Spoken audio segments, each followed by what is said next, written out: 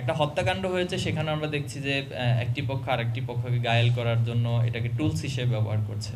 তো এটি নিঃসন্দেহে কাম্য না। যে আমাদের বিশ্ববিদ্যালয় শাখা অর্থাৎ প্রাইভেট বিশ্ববিদ্যালয় শাখা থেকে গতকালকে একটা বিবৃতি দেওয়া হয়েছিল, সেখানে আমরা বিষয়গুলো উল্লেখ করেছি। মূলত পারভেজ এবং তার কিছু বন্ধুরা এবং সেখানে কিছু মেয়ে শিক্ষার্থী সহ চা খাচ্ছিলেন, আড্ডা দিচ্ছিলেন।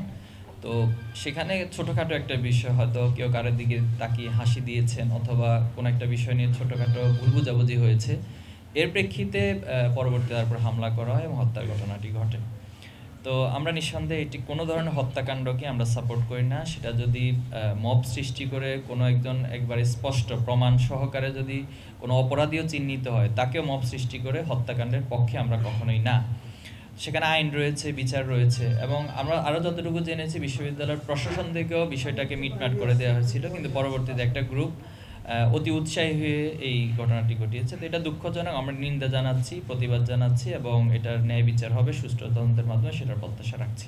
প্রাণ সসের মাখামাখি টেস্ট নুডলসকে করে তোলে আরো ইয়ামি, আরো জোস। তাজা পাকা টমেটো আর সিক্রেট রেসিপি কম্বিনেশনে প্রাণ সসের বস।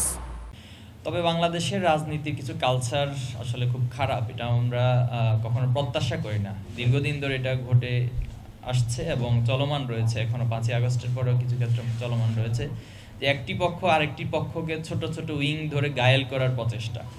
একটা হত্যাকাণ্ড হয়েছে, সেখানে আমরা দেখছি যে একটি পক্ষ আরেকটি পক্ষকে ঘায়েল করার জন্য এটাকে টুলস হিসেবে ব্যবহার করছে। তো এটি নিঃসন্দেহে কাম্য না। আমরা চাই যে রাজনৈতিক সংস্কৃতি পরিবর্তন ঘটুক। কোনো একটি ঘটনা ঘটলে এটা নিয়ে রাজনীতি না করে বরং সেটার ন্যায় বিচার এবং সেটা কিভাবে সুষ্ঠু সমাধান করা যায়, এদিকে সবার নজরটা রাখতে পারলেই রাজনৈতিক সংস্কৃতি পরিবর্তন ঘটবে। দেখুন, তথাকথিত বলাটা তো এটা কখনোই মেনে নেওয়ার মতো বিষয় না। তো এখানে আসলে উনি কারো ইশারা ইঙ্গিতে বাধ্য হয়ে বিষয়টি বলেছেন কিনা অথবা কারো দ্বারা পরিচিত হয়ে বলেছেন কিনা, নিঃসন্দেহে এটি যথেষ্ট পর্যালোচনার দাবি রাখে। তো আমাদের জায়গা থেকে এটা তীব্র নিন্দা জানাচ্ছি। এটা শুধুমাত্র ছাত্র শিবিরের জায়গা না, বরং যতগুলো শহীদ হয়েছে, যতজন আহত হয়েছে আন্দোলনে, এবং এই আন্দোলনে যতজন সম্পৃক্ত ছিল, সবার স্পিরিটের সাথে এক ধরনের এটা বেইমানি সূচক শব্দ আমি বলবো। তো এরপরও তিনি রাতে আবার বিষয়টাকে ভুল হিসেবে আখ্যায়িত করেছেন। এজন্য যেহেতু তিনি ভুল স্বীকার করে নিয়েছেন, আমরা সেটাকে স্বাভাবিকভাবে নিচ্ছি। তবে ভবিষ্যতে যেন এই সমস্ত বিষয় নিয়ে সকলের পক্ষ থেকে অনেক বেশি সতর্কতা অবলম্বন করা হয়, আমরা এটা প্রত্যাশা রাখছি।